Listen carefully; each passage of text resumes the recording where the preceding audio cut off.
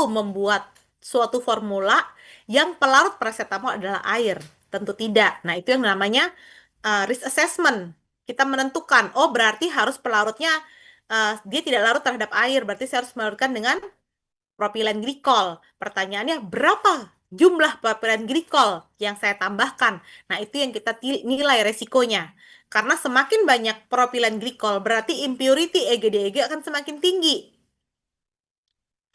Semakin rendah jumlah propilen glikol ditakutkan paracetamol tidak larut sempurna. Itu yang dihitung di risk assessment. Mana yang lebih menguntungkan dan berapa jumlah yang paling oke menambahkan suatu bahan. Nah, lalu yang ketiga namanya adalah PAT. PAT ini adalah teknologi yang digunakan di industri farmasi di mana contohnya menggunakan NIR atau raman, di mana raman tersebut atau NIR dia langsung bisa mendeteksi kadar dari paracetamol. Jadi si alat ini, si PAT ini akan diletakkan di mesin cetak tablet. Jadi begitu tablet dicetak, kita akan sampling masuk ke alat, dicek, oh kadar paracetamolnya 100%. Oke, berarti proses cetak kita oke. Oke, kadar saya berarti homogen. Nah, ini kalau untuk teknologi PAT. Tetapi kalau belum punya PAT, gimana Bu? Apakah kita tidak bisa melakukan QBD? Bisa tentunya. Cuman caranya mungkin berbeda.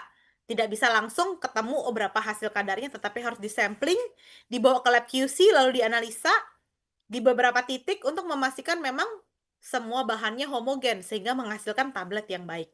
Seperti itu. Nah, apa saja sih benefit dalam menjalankan QBD? Yang pertama pasti penelitian produk lebih efisien. Kenapa Bu penelitian produk lebih efisien? Karena tadi kalau kita ketahui suatu produk tidak larut terhadap air, kita tidak perlu trial produk itu kita larutkan air. Kita hanya trial pelarut-pelarut lain yang memang kompatibel dengan bahan baku tersebut. Itu yang pertama. Jadi, atau kita tahu produk ini bahan bakunya contoh paracetamol tablet. Paracetamol tablet 500 gram, 500 miligram, dia hanya mengandung sedikit bahan tambahan. Sehingga yang menjadi penentu bisa atau tidak dicetaknya adalah paracetamol itu sendiri. Jadi teman-teman tidak perlu trial banyak trial. Misalnya, oh paracetamol ini flow-nya bagus. Sedangkan proses tahapan kan ada granulasi basah, ada granulasi kering, ada cetak langsung. Mungkin tidak perlu dengan granulasi basah kalau kita melihat bahwa paracetamol tidak stabil dengan air. Kita bisa lakukan granulasi kering atau cetak langsung sehingga lebih efisien. Kita tidak perlu mencoba semua tahapan. Itu yang dinamakan penelitiannya lebih efisien. Lalu yang kedua pastinya meningkatkan efisiensi proses manufacturing. Karena kita pengennya kalau dalam QBD itu bukan semakin banyak bahan tambahan semakin bagus. Kadang-kadang kita membuat misalnya tablet paracetamol, kita pengen ngisi semuanya. Di tablet itu harus ada pewarna, harus ada disintegran supaya dia gampang pecah, harus ada pengisi, harus ada bahan-bahan lain yang kita tambahkan sebanyak mungkin. Semakin banyak bahan yang kalian tambahkan, bukan semakin bagus. Tetapi semakin sederhana formula kita dan semakin robust atau pengulangan formulanya itu menghasilkan hasil yang sama, itu dinamakan dengan formula yang baik. Dan stabilitasnya bagus sampai dia expired, itu adalah formula yang baik. Sehingga konsep QBD adalah bagaimana kita mereview suatu bahan untuk dimasukkan ke dalam formula sebaik mungkin. Sehingga kita meningkatkan efisiensi proses. Kalau dia tidak perlu digranulasi basah, kenapa digranulasi basah? Karena proses granulasi basah pasti lebih lama dibandingkan dengan cetak langsung. Cetak langsung ditambah-tambah bahan, dimixing, dicetak. Walaupun tidak semua bahan memang bisa dicetak langsung. Tetapi kalau bahan itu bisa, kenapa harus digranulasi? Granulasi dilakukan untuk bahan-bahan yang memang flow-nya buruk. Sehingga kalau flow-nya buruk, dia tidak bisa dicetak. Makanya dilakukanlah granulasi. Nah, itu yang kita pelajari ketika kita mengimplementasi QBD. Dan yang terakhir pastinya meningkatkan jaminan kualitas produk. Karena di setiap tahapan kritikal, kita akan menganalisa apakah memang produk kita baik atau tidak. Nah, ini tahapan-tahapan dari QBD. Sesuai dengan ICH, QBD itu punya 7 tahapan. Nah, apa saja tahapannya itu yang akan kita pelajari. Yang pertama adalah namanya penetapan QTPP atau Quality Target Product Profile. QTTP itu adalah elemen yang mendefinisikan produk berupa deskripsi kualitatif dan kuantitatif menjadi target pengembangan dapat menggambarkan kebutuhan pasien atau pengguna. Dari mana, Bu, kita menetapkan QTTP? Kalau kita membuat produk untuk Indonesia, pasti acuan kita adalah FI atau Farmakope Indonesia. Contohnya seperti ini. Contohnya QTTP adalah saya mau membuat suatu injeksi cair dengan dosis 100 miligram per vial. Syaratnya adalah kadarnya 95 sampai 105, impurity-nya sesuai kompendial, volumenya 2 mili, metode pemberiannya adalah intravena, compatibility dengan infusnya 24 jam, lalu dia osmolaritasnya juga isotonik, kemasannya adalah menggunakan vial dengan rubber di atasnya. Dan shelf life-nya adalah 2 tahun pada suhu kurang dari 30. Itu adalah QTTP. Atau gampangnya adalah target produk yang mau dibuat. Produk apa yang mau kita buat? Kita buat spek produknya. Kita buat targetnya. Nah, itu yang dinamakan dengan QTTP. Setelah kita tahu target produk yang mau kita buat, selanjutnya adalah kita menetapkan rancangan formula dan proses. Di mana ketika kita membuat rancangan formula dan proses, pertama kita akan studi literatur sesuai yang saya infokan. Yang kedua, kita punya hasil preliminary study atau kita trial-trial kecil. Yang ketiga, pastinya kalau kita bukan fresh graduate atau teman-teman fresh graduate bekerja di industri farmasi pasti dia yang membimbing, ada atasannya. Jadi bisa dari experience, experience company sebelumnya atau experience dari atasan. Terus kita juga harus mereview ketersediaan mesin dan facility. Contohnya, oh saya mau buat produk bentuknya blister. Padahal kita tahu produksi kita nggak punya blister. Jadi kita tidak bisa membuat produk blister. Kita harus membuat produk yang sesuai dengan ketersediaan mesin. Kecuali memang secara peraturan perusahaan, oh kita memang obat ini untuk kita tolkan keluar. Nah, berarti kita akan mencari berapa banyak industri farmasi yang punya mesin blistering. Lalu terakhir adalah jika merupakan produk dengan formula dan proses yang baru, kita memang perlu tadi preliminary study. Jadi kita harus trial dulu. Preliminary study itu biasanya kita lakukan dengan cara studi literatur. Lalu kita melihat penelitian apa yang sudah mereka lakukan. Jadi kita tuh tidak mengulang dari nol, kita tidak memulai dari nol. Nah, itu kenapa QBD menjadi lebih efisien. Nah, setelah kita sudah tahu targetnya, terus kita udah cari-cari formulanya, prosesnya seperti apa, tahapan ketiga adalah menentukan mana yang kritikal, yaitu CQA atau Critical Quality Attribute. Itu adalah karakteristik fisika dan kimia, juga mikrobiologi, yang harus berada dalam rentang atau batas atau distribusi yang sesuai untuk menjamin kualitas produk. Tujuan penetapan CQA adalah lebih mengarahkan desain resources penelitian pada hal yang kritikal dan juga untuk memahami hubungan material dan proses terhadap parameter kritis produk. Kalau tadi target produk kita kan banyak. Nah, tidak semua yang kita syaratkan itu menjadi CQA atau Critical Quality Attribute. Itu harus kita lihat resikonya. Resiko-resiko tinggi itu yang kita namakan CQA. Contoh, kalau saya punya produk infus, di mana produk itu disuntikan ke manusia, kadar itu pasti kritikal. Karena kadar itu berefek ke pasien atau ke efekasi. Lalu yang kedua pasti impurity. Impurity adalah cemaran dalam suatu produk injeksi. Karena produk ini langsung ke aliran darah, maka cemaran itu menjadi hal yang penting. Karena ini produk injeksi, sterilitas dan endotoksin juga menjadi hal yang penting. Misalnya seperti itu teman-teman. Dasar penetapan CQA-nya. Nah, contoh kalau kita punya target produk, ada pengujian identifikasi, ada kadar, impurity, volume, viskositas, osmolaritas. Mungkin yang kita monitoring sebagai CQA adalah kadar, impurity, dan sterility. Seperti itu contohnya.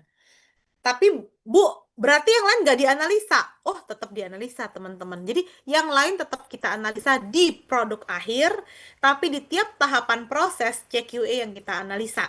Karena kalau CQA-nya masuk, harusnya yang lain juga akan masuk. Walaupun pada saat produk diriliskan, semua target produk harus memenuhi persyaratan.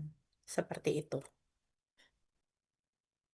Nah, setelah itu kita pada saat menentukan CQE, kita juga akan menetapkan yang namanya CPP dan CMA. Kenapa? Karena CPP dan CMA ini kadang-kadang berpengaruh terhadap CQE. Contohnya apa? Contoh saya membuat tadi tablet paracetamol.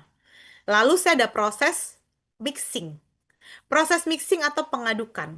Pada saat saya mengaduk suatu bahan, saya akan menetapkan yang namanya critical process parameter. Oh, saat mengaduk, critical process parameter saya adalah waktu dan kecepatan. Waktu lamanya saya mixing dan kecepatan yang saya gunakan, berapa RPM kecepatan yang saya gunakan. Karena keduanya ini akan berpengaruh terhadap homogenitas kadar, di mana kadar adalah parameter CQA atau critical dari produk saya. Seperti itu. Kalau ngomongin CMA, Critical Material Attribute adalah hal-hal kritikal pada material yang harus kita perhatikan. Contoh, tadi paracetamol. Paracetamol itu dia punya impurity atau cemaran yang namanya 4 aminofenol. Sehingga ketika paracetamol ini misalnya ada proses pemanasan yang terlalu tinggi, dia akan meningkatkan impurity dari 4 aminofenol. Sehingga critical material atribut pada paracetamol adalah impurity 4 aminofenol seperti itu. Jadi, ketika kita memastikan proses-proses parameter kita yang kritikal, harapannya adalah kita mendapatkan produk yang sesuai dengan spek atau tadi sesuai dengan target produk atau kalau kita bilang QTPP, quality target profile-nya seperti apa dan memenuhi CQA atau critical quality attribute kita. Lalu setelah kita sudah menetapkan semuanya, kita akan kembangkan formula dan prosesnya, di mana pengembangannya pasti berdasarkan science base karena R&D itu berdasarkan penelitian atau tadi review dari literatur atau jurnal. Kita juga akan mereview resikonya atau namanya risk base dan juga pastinya knowledge yang ada di perusahaan. Karena biasanya teman-teman ketika kita masuk ke R&D bukan berarti kita semua mulai dari nol. Biasanya sudah ada studi-studi terdahulu yang kita bisa pelajari juga. Atau bisa juga dengan diskusi dengan atasan kita atau dengan partner kerja kita. Sehingga kita juga memahami produk yang akan kita buat. Nah, ini selain pengembangan formula dan proses, kita juga harus tadi ada analisa secara statistika. Contohnya misalnya, pada saat saya melakukan proses mixing, saya mencoba beberapa waktu mixing.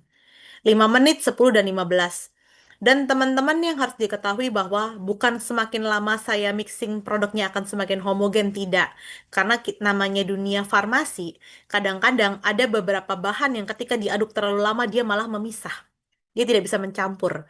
Sehingga yang dicari adalah bukan waktu yang terlama, tapi waktu yang paling optimal. Jadi ketika kita punya, saya coba mixing 5 menit belum homogen, 10 menit dan 15 menit, ternyata 10 sudah homogen. Pasti yang dipilih dari 10 menit bukan 15. Selain menghemat waktu, juga pastinya mengurangi resiko-resiko terjadinya incompatibility. Ini yang dinamakan dengan tahapan penelitian. Bagaimana kita menentukan parameter-parameter tiap proses kita sehingga menjadi suatu formula dan proses yang robust atau yang ketika dia terulang hasilnya akan selalu baik. Nah, ini yang tadi saya bilang penentuan desain space ini tadi mirip dengan yang sudah saya jelaskan, di mana desain space itu adalah ketika kita mau buat suatu produk paracetamol, kita akan menentukan, oh kira-kira paracetamol ini kita mau buatnya granulasi basah, granulasi kering, atau cetak langsung. Ada 3 pilihan. Nah, dari knowledge yang kita pelajari literatur, kita tahu bahwa oh paracetamol itu tidak bisa dengan misalnya granulasi basah. Berarti pilihannya cuma 2 yang kita trial, cetak langsung dan granulasi kering. Kalau kita studi lagi ternyata si bahan baku paracetamol ini flow-nya jelek, berarti tidak mungkin kita lakukan cetak langsung. Kita hanya akan melakukan trial adalah granulasi kering. Itu yang namanya design space. Jadi tidak mencoba, semua saya coba, tidak. Karena semakin banyak kita mencoba, semakin besar biaya yang dikeluarkan oleh perusahaan. Dan semakin lama waktu yang diperlukan untuk membuat suatu produk. Ketika kita sudah tentukan, oke, saya membuat paracetamol, dari studi saya, dia bisanya dengan granulasi kering, tidak bisa dengan basah dan cetak langsung. Apa kontrol yang akan saya lakukan? Oke, yang pertama berarti saya harus memilih paracetamol. Karena dia granulasi kering, berarti saya akan memilih paracetamol yang misalnya impurity-nya bagus. Itu kontrol space saya. Lalu saya akan menambahkan suatu zat pengisi yang kompatibel dengan paracetamol. Itu adalah kontrol space saya. Jadi, teman-teman itu yang akan dilakukan ketika nanti teman-teman berada di R&D. Lalu setelah kita sudah punya desainnya, kita akan menetapkan kontrol strategi atau strategi kontrol yang ditetapkan untuk menjamin produk itu, proses itu sesuai dengan apa yang kita harapkan. Nah, contoh seperti ini. Contoh kalau misalnya kita mau menguji kontrol strategi adalah kontrol strategi saya adalah keseragaman kadar granul. Ketika saya sudah melakukan proses granulasi, baik kering atau basah, saya akan dapatkan granul. Dan saya, kontrol strategi saya adalah granul yang saya buat itu kadarnya seragam. Ada dua alternatifnya. Yang pertama, kalau dengan PAT tadi, kita akan menguji dengan near endpoint. Jadi si granulnya kita masukkan ke alat, and then dia membaca hasil kadar. Itu kalau yang sudah punya facility-nya atau alatnya. Atau kalau tidak punya alatnya, kita ada alternatif B. Pertama adalah kita ukur particle size dari si paracetamol. Kita juga punya waktu dan kecepatan mesin, sehingga dengan waktu tertentu yang sudah kita trial sebelumnya, kita tahu bahwa waktu yang paling optimal untuk mengaduk paracetamol adalah 15 menit dengan kecepatan 100 rpm. Jadi tanpa saya cek kadarnya dengan near langsung. Tapi saya tahu karena saya sudah melakukan trial sebelumnya. Saya sudah punya data sebelumnya. Jadi yang saya bilang tidak harus selalu dengan alat yang canggih, tetapi sebenarnya QBD juga memberikan kita keleluasaan memilih apa yang akan kita lakukan atau strategi apa yang akan kita lakukan. Seperti itu, teman-teman. Jadi tahap ketujuh atau terakhir adalah bagaimana kita membuat produk kita dengan bukan reaktif. Reaktif itu maksudnya apa, Bu? Contoh, oh saya punya produk, tadi saya mau buat paracetamol, saya sudah coba semua cara, terus saya tahu nih, baru saya tahu, saya sudah coba semua cara, terus saya tahu, oh produk saya ternyata nggak tahan dengan air ya, oh produk saya ternyata nggak bisa dicetak langsung ya, itu sudah terlambat karena kalau kita sudah mengalami kegagalan-kegagalan. Nah, kalau QBD maunya, sebelum kita mencoba, kita studi dulu, kita nilai resikonya dulu, sehingga hal-hal yang sudah pasti gagal tidak kita lakukan. Itu yang namanya preventive action. Terus kalau paradigma lama, oh kadarnya nggak bagus nih, waktu mixingnya kita tingkatkan. Tapi sudah dicetak tabletnya. Lupa di trial, mixingnya 5 menit, 10 menit, 15. Nah itu namanya ya udah itu reaktif dan selalu mencari problem solving. Oh salah, dibuat ulang dari awal nimbang lagi. Nah, sehingga cost-nya besar. Kalau preventif berarti, oh saya belum tahu nih berapa waktu mixing yang paling optimal untuk membuat tablet atau membuat produk saya. Sehingga saya lakukan mixing 5 menit, saya cek kadarnya, terus saya lanjutkan lagi 5 menit kedua, atau total nanti jadi 10 menit, saya cek lagi sampai 20 menit mungkin, supaya dengan dalam satu kali trial, saya mendapatkan banyak hasil dan saya bisa mereview mana waktu yang paling optimal dengan kecepatan yang paling baik yang bisa saya lakukan. Yaitu namanya QBD. Oke, setelah selesai kita ngomong QBD atau tools-nya, kita lanjut ke pharmaceutical development. Di mana pharmaceutical development ini adalah bagaimana kita mengembangkan suatu produk menjadi produk baru yang kita inginkan. Di mana yang pertama adalah kita harus mempelajari zat aktif obat dan eksipiennya atau komponen dari obat atau produk. Di mana yang namanya zat aktif adalah suatu zat pastinya yang kita inginkan berkhasiat. Atau kita, misalnya saya mau membuat obat paracetamol. Berarti zat aktif obat kita adalah paracetamol.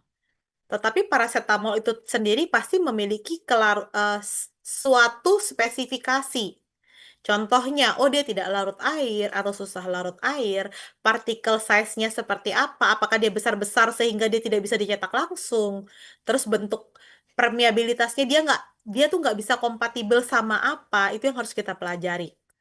Yang kedua adalah zat aktif ketika kita membuat tablet paracetamol tidak bisa hanya paracetamol N dan kita cetak. Kita pasti harus menambahkan zat-zat lain, di mana zat-zat lain ini juga akan mempengaruhi bahan aktif obat tersebut. Contoh, misalnya kita membuat, ya ada yang mau bertanya? Belum? Mohon maaf, Ya, salah pencet, boleh. Ibu. Oh ya, oke, baik ya, saya lanjutkan. Nanti setelah ini kita lanjut pertanyaan. Lalu kita juga bisa melihat kombinasi dari bahan tambahan dengan bahan lain. Contohnya misalnya teman-teman mau membuat tablet suplemen, misalnya tabletnya adalah vitamin C. Seperti yang kita tahu, vitamin C itu dia adalah suatu zat yang gampang teroksidasi. Nah, sehingga beberapa produk vitamin C biasanya ditambahkan antioksidan supaya kadar vitamin C-nya tetap baik. Atau vitamin D3 dia juga perlu ditambahkan antioksidan karena dia gampang banget terdegradasi. Nah, bahan-bahan lain ini atau bahan tambahan ini menjadi pendukung untuk yang mempengaruhi produk yang akan kita buat. Sehingga pemilihan bahan tambahannya itu juga menjadi tugas penting dari R&D. Nah, lalu untuk membuat produk obat, yang pertama adalah kita ada namanya pengembangan formula. Belum pernah saya melihat R&D departemen yang punya satu formula, terus formulanya langsung berhasil. Biasanya dia akan coba beberapa formula supaya didapatkan formula yang paling baik. Dan diketahui baik atau tidaknya dari mana, Bu? Pastinya dari uji stability. Nah, biasanya makanya kalau di RNI nanti kita akan mengenal yang namanya accelerate study dan juga stress test stability. Karena kadang-kadang kalau nunggu accelerate kan 6 bulan. Nah, berapa lama produk barunya launching?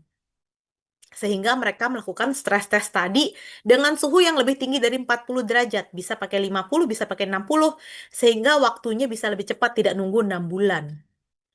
Nah, lalu yang kedua adalah overage. Overage ini kadang-kadang eh, dilakukan di industri farmasi, tapi secara peraturan itu diperbolehkan asalkan ya, asalkan overage yang dilakukan bukan sebagai karena stabilitasnya nggak masuk.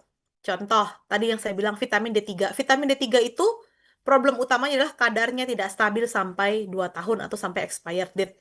Sehingga di beberapa industri farmasi dia akan ditambahkan. Dia tidak memasukkan, contoh misalnya klaimnya adalah D3 1000 IU. International unit ditambahkannya nggak 1000 tapi 1200, berarti ada excess 20% misalnya. Nah, excess 20% itu atau overrate 20% itu tidak diperbolehkan karena data stabilitas tidak memenuhi syarat.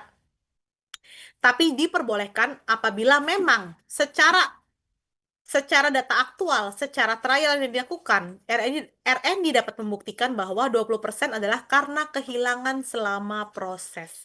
Jadi diperbolehkan overage itu atau penambahan zat aktif dalam produk lebih dari 100% apabila memang zat aktif itu hilang selama proses produksi.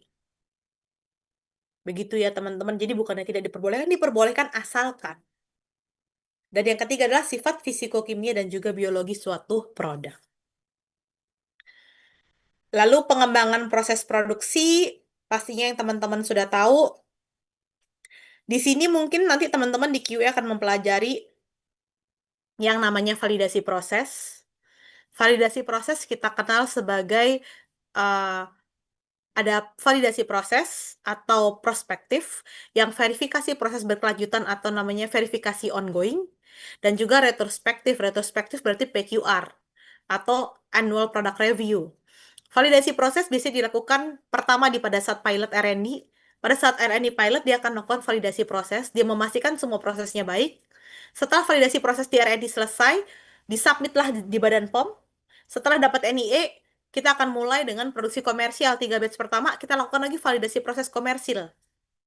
Lalu kita ambil stability, 3 batch untuk injeksi dan 2 batch untuk oral atau yang tidak yang bukan injeksi. Setelah itu, baru kita lakukan komersial dengan rutin, sambil kita evaluasi data stabilitas dari produk kita yang sudah kita launching sebelumnya. Itu yang dilakukan. Jadi, teman-teman ketika RND sudah mentransfer produk ke produksi, bukan berarti tugas RND selesai. Tapi RND tetap harus memonitoring data-data stabilitasnya, dan QA juga akan memonitoring hasil dari komersialnya. Sehingga diharapkan produk tersebut selalu memenuhi persyaratan sampai save life-nya, sampai expired date produk tersebut. Nah, yang di CCS. CCS adalah Container Cluster System, di mana ini adalah pemilihan packaging material. Ah, kadang-kadang kita di farmasi merasa, ah kan cuma packaging, Bu. Kemas